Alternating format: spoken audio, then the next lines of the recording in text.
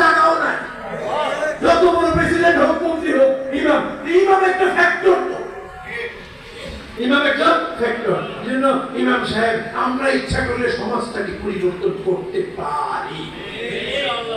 হ্যাঁ, ইচ্ছা করলে আমরা সমাজকে পরিবর্তন করতে পারি। জন্য আমরা একটু নিয়ত করি ইনশাআল্লাহ, সমাজ পরিবর্তনের নিয়ত করি সবাই ইনশাআল্লাহ। আল্লাহ আমাদের সকলকে তৌফিক দান করুন। আমার খুব দোস্ত মিলে আলহামদুলিল্লাহ আছেন, একজন নেক মানুষ আল্লাহ আমাদেরকে দিয়েছেন।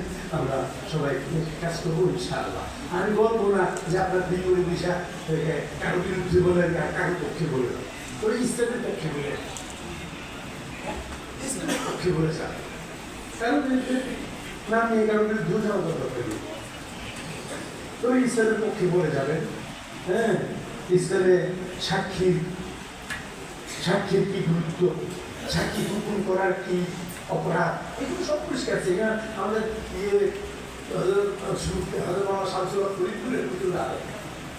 একটা বই আছে, ভোট এবং ভোটারের অধিকার, ভোট এবং ভোটারের দায়িত্ব।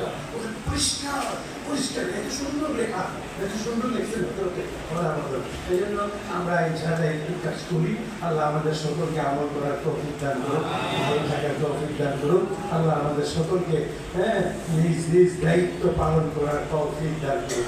আর আমি যেই জন্য আসি, এই জন্য এটা হলো আগামী শনিবার সোহরাওয়ার্দী উদ্যানের ঐতিহাসিক, প্রত্যেক 31 বছর আগে একটা হয়েছিল মানিক মিয়া বিরুদ্ধে, গত 31 বছরে আগে।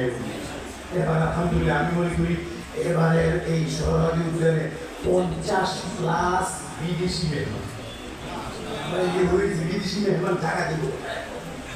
50+ বিদেশি, এর মধ্যে একজন তো আল্লামা ফজলুর রহমান, মুফতি মাহমুদ রহমতুল্লাহি আলাইহি মাহমুদ, পাকিস্তানের প্রতিষ্ঠাতাদের অন্যতম মুফতি মাহমুদ সাহেবজাদা, হযরত মাওলানা হানিফ জালান্ধারী, পাকিস্তান বেফাকের মহাসচিব, এবং আল্লামা তকি উসমানী সাহেবজাদা, ইমরান আশরাফ উসমানী, আল্লামা রফি উসমানী সাহেবজাদা, সুবাইর আশরাফ উসমানী সহ, সেই কাশ্মীরের মন্ত্রী, তথ্যমন্ত্রী কাশ্মীর জাতি সৈয়দ মাজহার শাহ সহ, তারপরে নেপালের 2জন সংসদ সদস্য, নেপাল থেকেও 2জন সংসদ সদস্য, মুসলমান সংসদ সদস্য, ওনারাও আসছেন।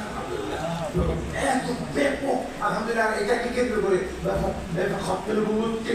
ইস্যু করে